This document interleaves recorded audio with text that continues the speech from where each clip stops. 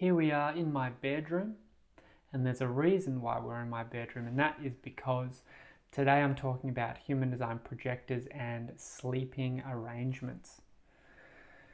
So if you know a little bit about human design, or if you don't know about human design, that's okay. You can find out your chart, what type you are, whether you're a generator, a projector, a manifestor, or a reflector.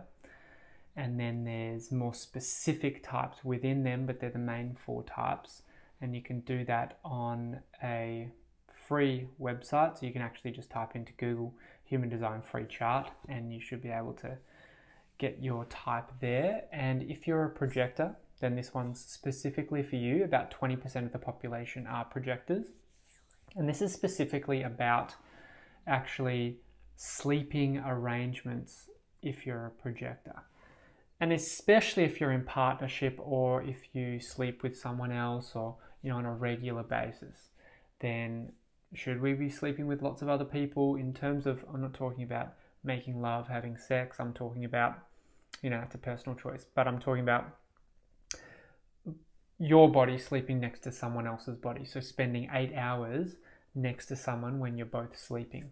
Should we do this? Shouldn't we do this? And why and why not, in a way? So if you're a projector, naturally you're going to be very open anyway. Your energetic aura, your system is constantly going out into the environment and penetrating the environment energetically and taking in a lot of information from your external environment.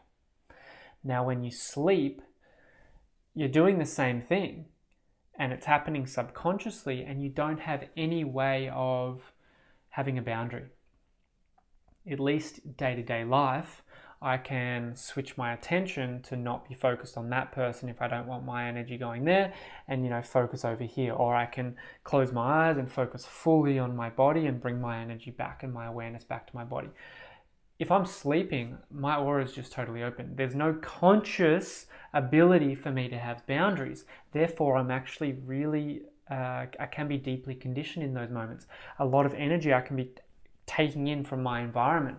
So if I'm sleeping next to someone that has certain centers defined where mine are undefined, then I'm constantly being conditioned while I'm sleeping subconsciously at a very deep level. Therefore, it's often preferable to sleep alone. Now, how does that look in relationship? Well, I am in a relationship. I've got a partner, Kelly, and she's a generator. I'm a projector. So how does that work in our relationship? People think, well, if you're in a relationship, you should be sleeping with the person. If you're not sleeping with the person, that's bad relationship. You're probably not in love, etc., etc. We do what feels good to us. So what feels good to us is actually at times sleeping apart, at times sleeping together. It's not like a mental thing of like 100% we should never sleep in the same room, separate rooms all the time. That's what's better. We've been told that's better. That's what human design says better, etc., etc. It's actually, we tune into ourselves. Kelly tunes into her sacral and responds, and I tune into my intuition as a splenic projector. And what seems to happen is we spend about 50% of the time sleeping separately in separate rooms in our own auras, bathing in ourselves, coming back to ourselves, and about 50% of the time together. Now, we bring in to consideration also when Kelly's going through her period. It's known in ancient cultures that anyone on their period should really be by themselves. They're also much more open to energy coming into their system at that time. So that's even, a bigger reason. So when we do 50-50, often when Kelly's on her period, we'll be separate, and then maybe another week in the month will be separate roughly, but it'll be days. Some days it'll be together, some days, or nights it'll be together, some nights it'll be separate. And we just tune into that. There's no specific structure, specific rule.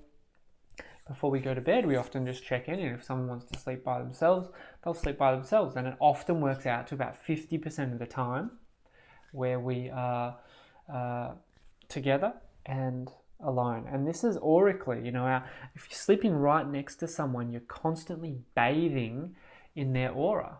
And as I said, it's very subconscious. There's no ability to have any boundaries in this way.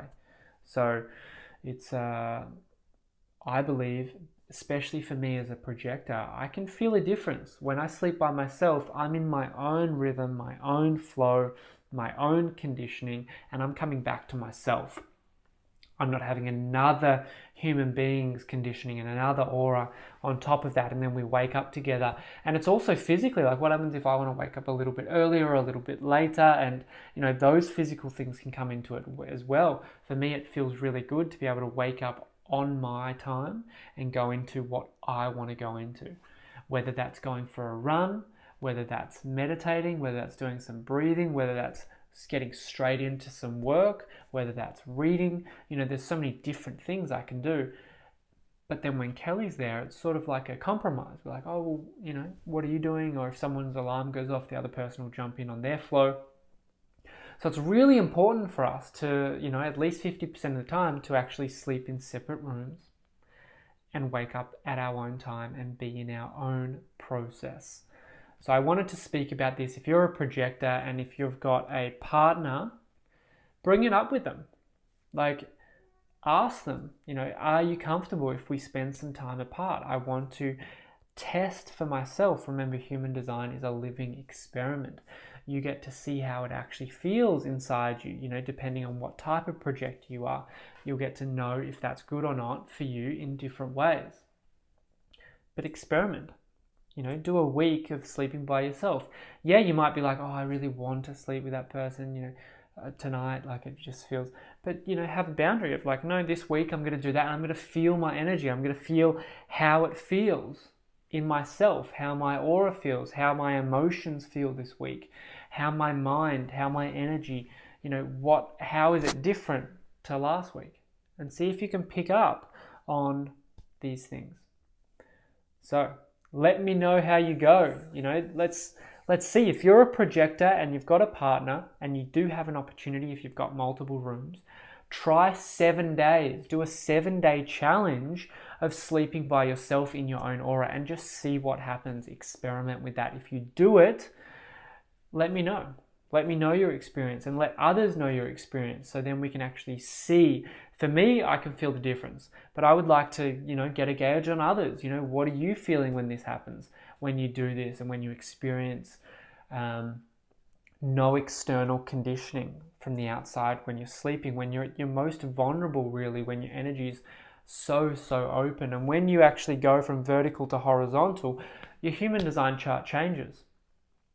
I have become a reflector in a way when I go horizontal.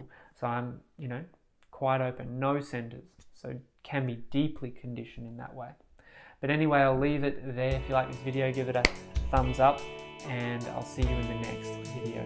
All the best on your journey.